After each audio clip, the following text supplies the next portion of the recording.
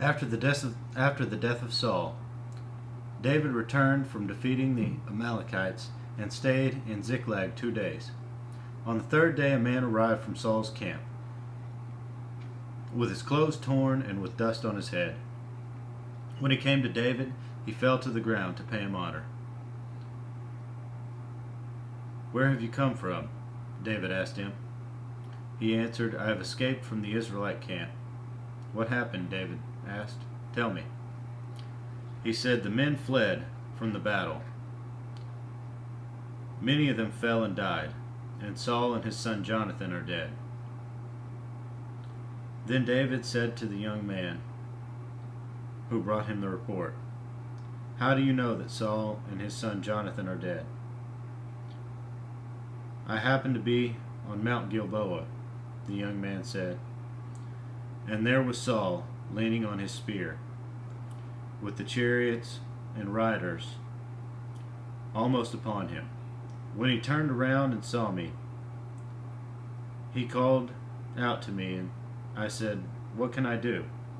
He asked me, 'Who are you?' 'An Amalekite,' I answered.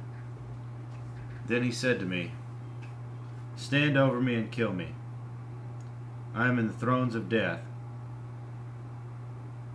but I'm still alive.'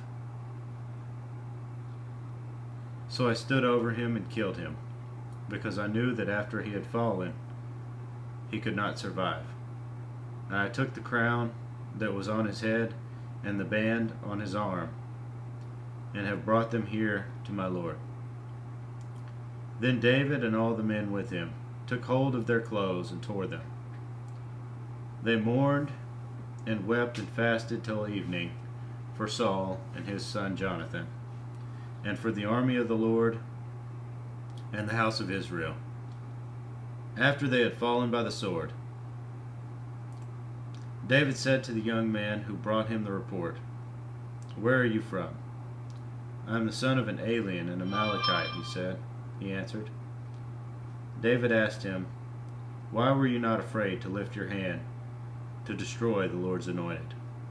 Then David called one of his men and said, "Go strike him down." So he struck him down, and he died. For David had said to him, "Your blood be on your own head. Your own mouth testified against you when you said, 'I killed the Lord's anointed.'" David took up this lament concerning Saul and his son Jonathan, and ordered that the men of Judah be taught this lament of the bow. It is written in the book of Jasher. "Your glory, O Israel, lies slain on your heights.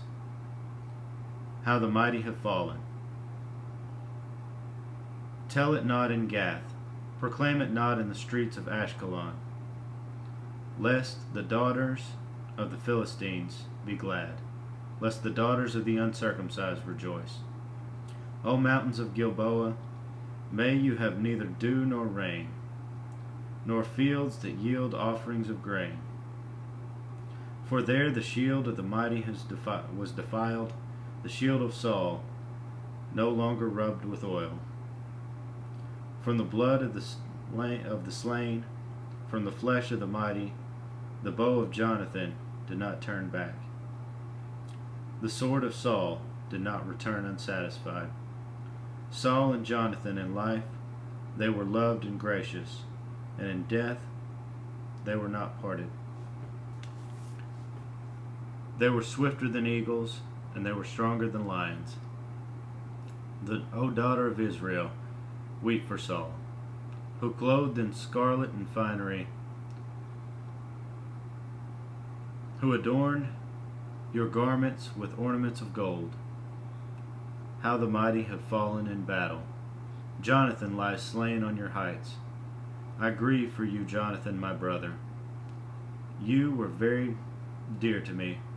Your love for me was wonderful, more wonderful than that of a woman. How the mighty have fallen. The weapons of war have perished.